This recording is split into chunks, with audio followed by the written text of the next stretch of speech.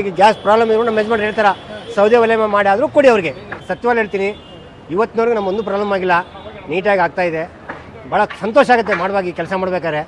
Daily 1 hour ಈ ಕೆಲಸ ಮಾಡ್ಬೇಕಾದ್ರೆ ಒಂಥರ ಡೈಲಿ ಬೂಸ್ಟ್ ಇದ್ದಂಗೆ, ನಾವು ಒಂಥರ ಡೈಲಿ ಟಾನಿಕ್ ತೊಗೊಂಡಂಗಿದು, ಒಂಥರ ಖುಷಿ ಇದು. ಸರ್ 1 ಗಂಟೆ ಸ್ಟಾರ್ಟ್ ಮಾಡ್ತೀವಿ, 26 kg ಖಾಲಿ ಆಗೋವರೆಗೆ ಕೊಡ್ತೀವಿ ನಾವು. 1 ಫುಲ್ ಬ್ಯಾಗ್ ಖಾಲಿ ಆಗೋವರೆಗೆ ಕೊಡ್ತೀವಿ ನಾವು ಡೈಲಿ.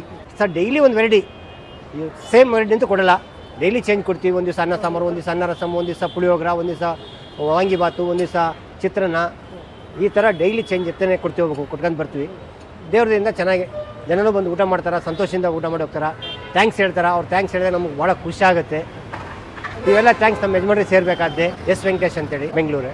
ಸೇಮ್ ಗೆಸ್ಟಿಗೆ ಯಾವ ಥರ ಟ್ರೀಟ್ ಕೊಡ್ತೀವೋ ಅದೇ ಥರ ಟ್ರೀಟು, ಅದೇ ಥರ ಐಟಮು, ಬೇರೆ ಏನು ಚೇಂಜ್ ಮಾಡಲ್ಲ. ಓನ್ ಮ್ಯಾನುಫ್ಯಾಕ್ಚರಿಂಗ್ ಮಸಾಲ ಕೂಡ ಆಚೆ ಪ್ಯಾಕೆಟ್ ತಂದು ಹಾಕಿ ಸಸ್ತಾ ಸಿಗುತ್ತೆ ಅಂತೇಳಿ ಅದು ಮಾಡಲ್ಲ.